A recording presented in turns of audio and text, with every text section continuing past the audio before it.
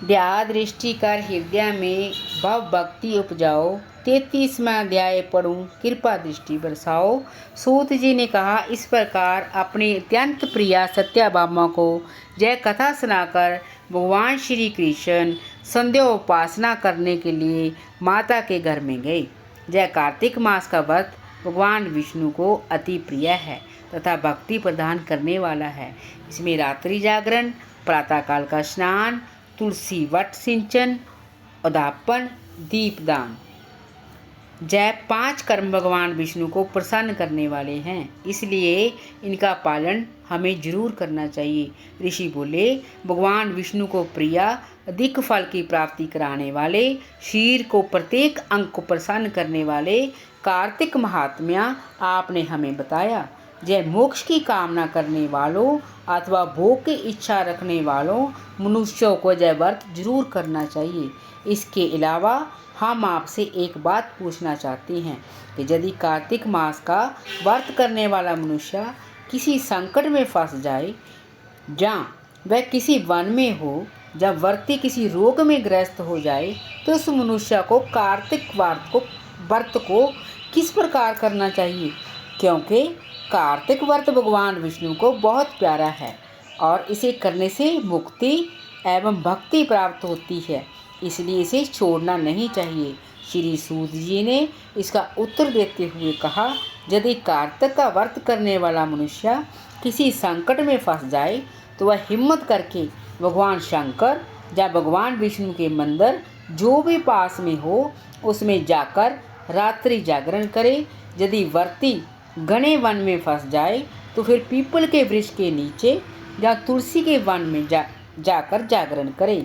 भगवान विष्णु की प्रतिमा के सामने बैठकर विष्णु जी का कीर्तन करें। ऐसा करने से सहस्त्रों गांव के दान के समान फल की प्राप्ति होती है। जो मनुष्य विष्णु जी के कीर्तन में बाजा बजाता है उसे बाजपेय यज्ञ के समान फल की प्राप्ति होती है। और हरि कीर्तन में नृत्य करने वाले मनुष्य को सभी तीर्थों में स्नान करने का फल प्राप्त होता है। किसी संकट के समय या रोगी हो जाने और जल ना मिल जाने की स्थिति में केवल भगवान विष्णु के नाम मात्र से मार्जन ही कर लें। यदि अध्यापन ना कर सकें तो व्रत की पूर्ति के लिए केवल ब्राह्मणों के प्रसन्न होने के कारण विष्णु जी प्रसन्न रहते हैं।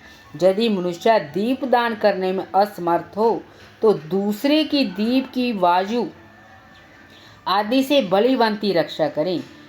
यदि तुलसी का पौधा समीप ना हो तो वैष्णव ब्राह्मण की ही पूजा कर लो, क्योंकि भगवान विष्णु सदा अपने भक्तों के पास रहते हैं। इन सब के ना होने पर कार्तिक का व्रत करने वाला मनुष्य ब्राह्मण, गौ, पीपल और बट वृक्ष की श्रद्धा पूर्वक सेवा करें। शौनकादि ऋषि बोले, आपने गौ तथा ब्राह्मणों के समान पीपल और बट वृक्षों को बताया है और सभी वृक्षों में पीपल तथा बट वृक्ष को ही श्रेष्ठ कहा गया है, इसका कारण बताइए। सूत जी बोले, पीपल भगवान विष्णु का और बट भगवान शंकर का रूप हैं। पलाश ब्रह्मा जी के अंश से उत्पन्न हुए हैं। जो कार्तिक मास में उसके पत्तल में भोजन करता है वह भगवान विष्णु के लोक में जाता है। जो इन वृक्षों की पूजा, सेवा एवं दर्शन करते हैं उनके सभी पाप नष्ट हो जाते हैं। ऋषियों ने पूछा, हे प्रभु, हम लोगों के मन में एक शंका है कि ब्रह्मा, विष्णु और शंकर वृक्ष स्वरूप क्यों हुए? कृपया आप हमारी इस शंका का निवारण करो। सूत जी बोले, प्राचीन काल में भगवान शिव तथा माता पार्वती विहार कर रहे थे।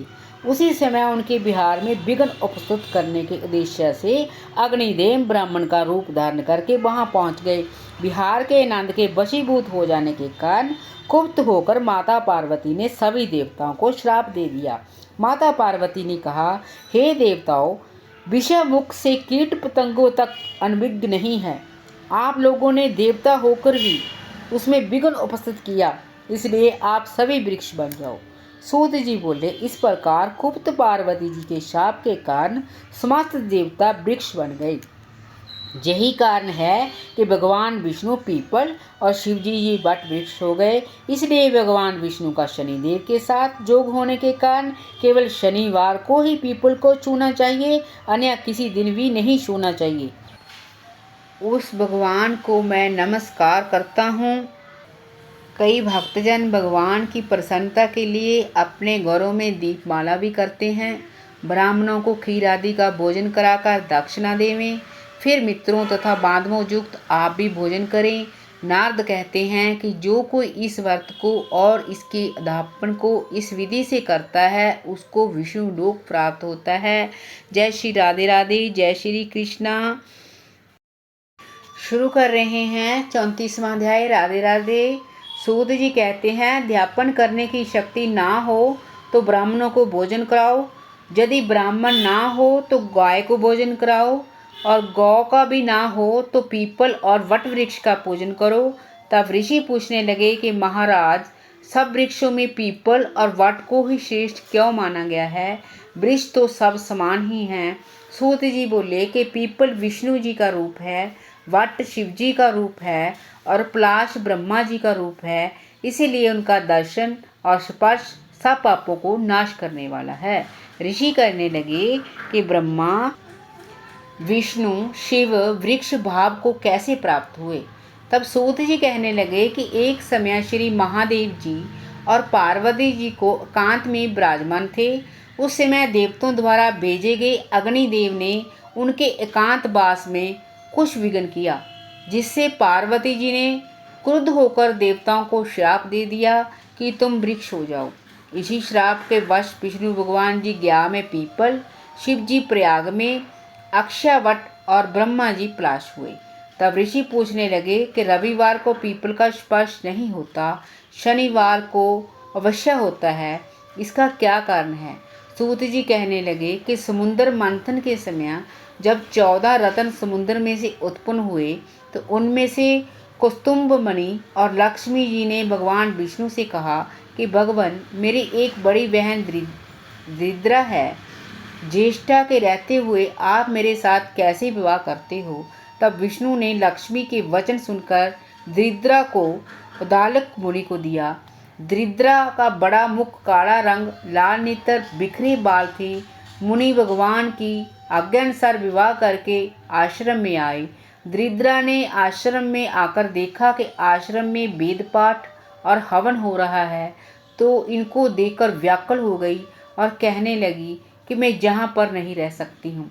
ज्येष्ठा ने कहा कि जहाँ पर हवन ना होता हो, वेद ध्वनि ना होती हो, तिथि पूजन, यज्ञ, दान, तप ना होता हो, तो वहीं मैं रह सकती हूँ। नीति, धर्म, प्रिय वचन, देवता और गुरु का पूजन जहाँ होगा वहाँ मैं नहीं रहूँगी। जहाँ चोरी जारी होती होगी तथा सज्जन और ब्राह्मणों का अपमान एवं कठोर वचन बोलने वाले होंगे वहाँ मैं रहूँगी। ऐसे वचन सुनकर उदालक ऋषि अत्यंत व्याकुल होकर कहने लगे कि अच्छा, तेरे लिए ऐसा ही स्थान देखने के लिए जाता हूँ, और जब तक ना लौटूं तुम जहाँ पीपल के वृक्ष पर रहो। सूत जी कहने लगे कि इस प्रकार उदालक ऋषि कहकर चले गए। तब दरिद्रता ने बहुत देर तक तो प्रतीक्षा की, मगर जब मुनि नहीं आए तो पति के त्याग से अत्यंत दुखी होकर रोने लगी। उसका रुदन लक्ष्मी जी ने मुकुंठ में सुनकर भगवान से कहा कि हे भगवान, मेरी बहन पति के त्याग से दुखित होकर रो रही है, उसे जाकर शांत करिए। तब भगवान लक्ष्मी सहित वहाँ पर आए और कहने लगे कि तुम पीपल पर निवास करो। पीपल हमारा ही अंश है। जो कोई वर्ष भर तक कार्तिक शुक्ल पूर्णमासी को पीपल का पूजन करेगा, उसका जहाँ लक्ष्मी का वास होगा।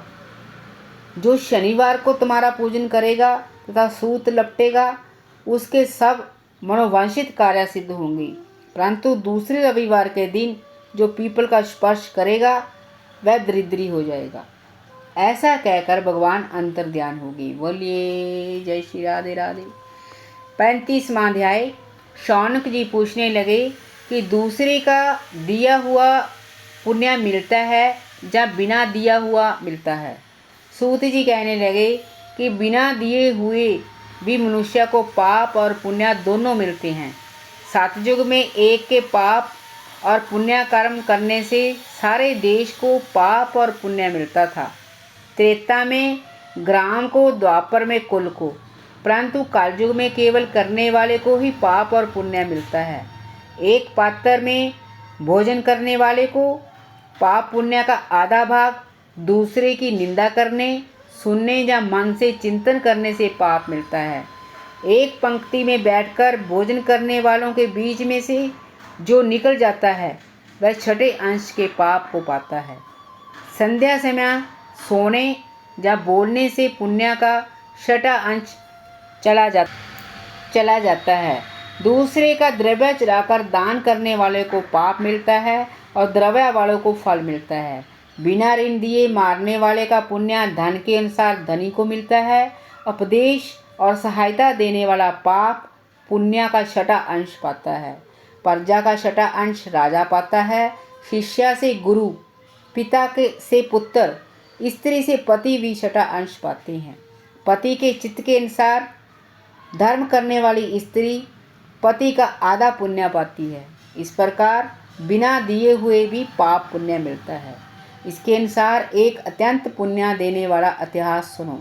पूर्व काल में उज्जैनी नाम की नगरी में ब्रह्म कर्म से भ्रष्ट पापी, दुष्ट, बुद्धि, रस, कंबल और खाड़ बेचने वाला, जूठा जुआ खेलने वाला, मदरा पीने वाला तथा वैश्यगामी धनेश्वर ब्राह्मण रहता था। वह कर्या विकर्या के लिए देश विदेश घूमता फिरता मैषामती की नगरी में गया और माल बेचने के लिए एक मास तक ठहरा। एक दिन नर्मदा नदी के तट पर उसने जप और देव पूजन करने वाले ब्राह्मणों को देखा। पूर्णिमा को गौ ब्राह्मणों का पूजन तथा दीपदान देखा। शाम को श्री शिवजी के लिए दीपदान का महोत्सव देखा। इस पूर्णिमा को दान, हवन, जप करने वाला अक्षय फल को प्राप्त होता है। महादेव जी और विष्णु में जो कोई अंतर मानते हैं उनकी पुण्य क्रिया निष्फल हो जाती है। दिनेश्वर जय सब उत्सव देखता रहा। उसी रात्रि को उसे सर्प ने काट लिया। तब कुछ मनुष्यों ने उसके मुख में तुलसी दल और नर्मदा का जल डाल दिया। इसके बाद वह मृत्यु को प्राप्त हो गया। तब यमराज के दूत उसको पाश में बांधकर मारते हुए जमपुरी को ले गए। चित्रगुप्त ने उसको क्रोधित दृष्टि से देखकर यमराज से कहा कि महाराज यह घोर पापी है, इसने आजू पर्यंत कोई पुण्य का कार्य नहीं किया। तब यमराज ने क्रोधित होकर अपने दूतों को आज्ञा दी कि इसको मुग्धरों से मार मार कर कुंभी पाक में ले जाकर खौलते हुए तेल के कड़ाहे में डाल दो। दूतों ने ऐसा ही किया, परंतु कड़ाह में डालते ही उबलता हुआ तेल अत्यंत शीतल हो गया। दूतों ने जब यह बात जाकर यमराज को सुनाई तो यमराज को बड़ा हैरानी हुई। उस समय नारद जी यमराज की सभा में आए और यमराज से पूजित नारद जी कहने लगे कि हे जम, जय दिनेश्वर पापी होते हुए भी कार्तिक मास में व्रत करने वालों का सत्संग करके पुण्यवान हो गया। अंत में नर्मदा के जल सहित तुलसी दल भगवान के भक्तों के द्वारा इसके कंठ में छोड़े गए और इनको विष्णु का नाम सुनाया गया, इसलिए इसके सब पाप नष्ट हो गए, क्षय हो गए। इतना कहकर नारद जी तो ब्रह्मलोक को चले गए और धनेश्वर कुबेर का अनुगामी धन यज्ञ हुआ, जिसके नाम से अयोध्या में भगवान गदाधर से तीर्थ किया। पापों से नरक मिलता है और पुण्य से स्वर्ग मिलता है। जो पाप कामना रहता है वह सूखा और जो कामना युक्त होता है वह गीला पाप होता है। कार्तिक मास के व्रत से दोनों तरह के पाप नष्ट हो जाते हैं। व्रत करने वालों के दर्शन मात्र से नेक जन्मों के पाप नष्ट हो जाते हैं। जो ये कथा को सुनेगा, सुनाएगा, उसके सब पाप कर्म नष्ट हो जाएंगे। जय श्री राधे राधे। आज हम संपूर्ण कथा समाप्त हो गई है। अब हम इसकी आरती करेंगे। जय जय तुलसी माता मैया, जय जय तुलसी माता, सब जग की सुखदाता, सबकी वर माता मैया, जय तुलसी माता।